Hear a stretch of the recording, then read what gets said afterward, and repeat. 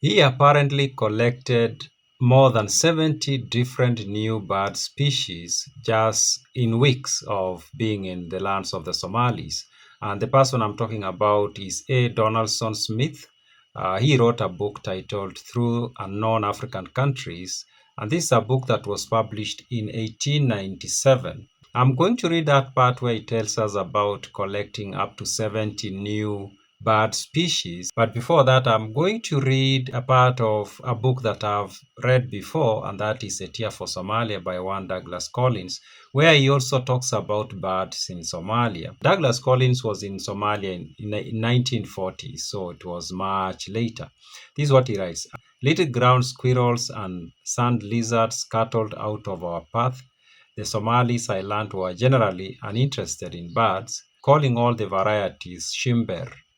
But as greater bastard, a large grey-gamed bird bigger than a tack stuck in between the thorn scrub bordering each side of the road, I made a mental note that he called it a chugli. Now, he makes this statement of Somalis not paying a lot of attention to birds. I don't believe him. I think it's an impression that he possibly got. And here is why. I don't know Somali, and you'll correct me if I'm wrong.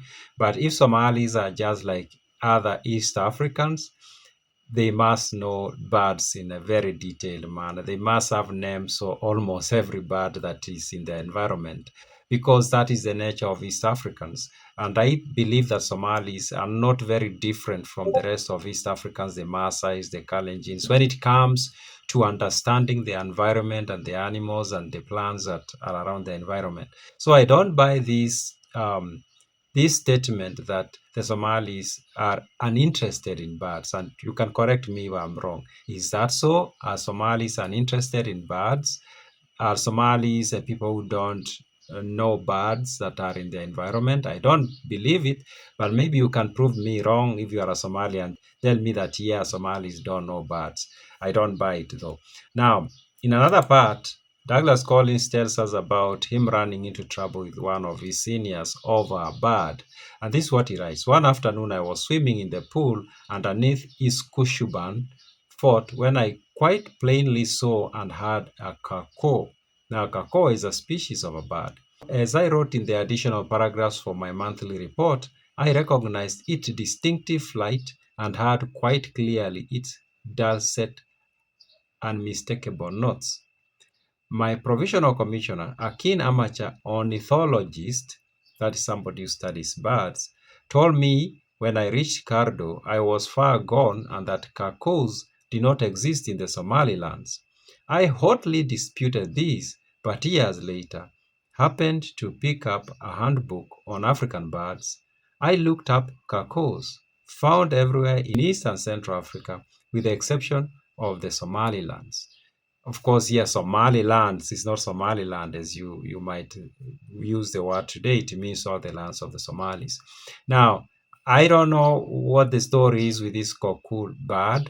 You can tell me if it exists in the lands of the Somalis. Seems like Douglas Collins believed he saw one, but his senior told him there wasn't. And then he picked up a book about African birds, and the book seemed to suggest or to say that that bird did not exist in the lands of the Somalis. Anyway, you can also let me know about this bird, whether it still exists or whether it exists in the lands of the Somalis. And so Douglas Collins happened to have been the one who is right, and his seniors and the book he picked were wrong about it. Now, let's go back and read this book that I'm reading at the moment, and that is the book Through Unknown African Countries by A. Donaldson Smith. And this is a book where A. Donaldson Smith tells us about his travels through the lands of the Somalis, the lands of the Oromos, the northern parts of Kenya, all the way to Lamu, at the coast of what we know today as Kenya. Now, let's read about the birds, because it's the birds that caught my attention the most here. This is what he writes about the abundance of very many new species, and that means that these are species that he had never encountered before, and he thought they were completely new to science. This is what he writes. Up to the present time, with Dodson's assistance, I had collected about 70 different species of birds, many of them most beautiful plumage. It was my purpose not only to collect specimens which might be new to science, But to get a complete series of all the birds in different countries through which I passed, and I endeavored to do the same in all the other branches of natural history.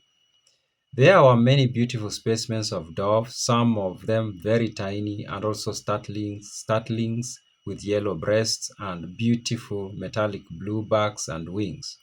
Already at Hargeisa, I had succeeded in shooting a night jehar that provided to be new to science, and from that time, scarcely a week passed without my having secured two or three new birds. So he seems to suggest that there was so many new birds in the lands of the Somalis.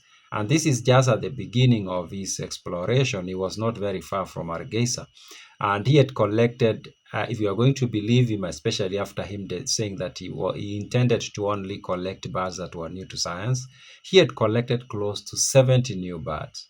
That's huge, especially from a very small area, like we could say maybe even if it is the entire of the lands of the Somalis, vis-a-vis the entire world, getting 70 new species of birds that he had never seen elsewhere. And this is a guy who had lived in the US and Europe. That says a lot. That says a lot.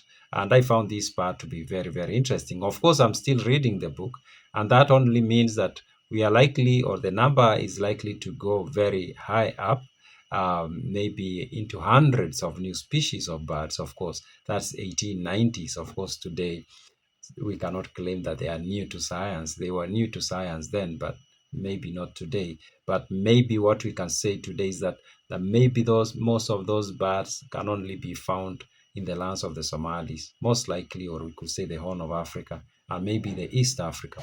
Those are my random thoughts.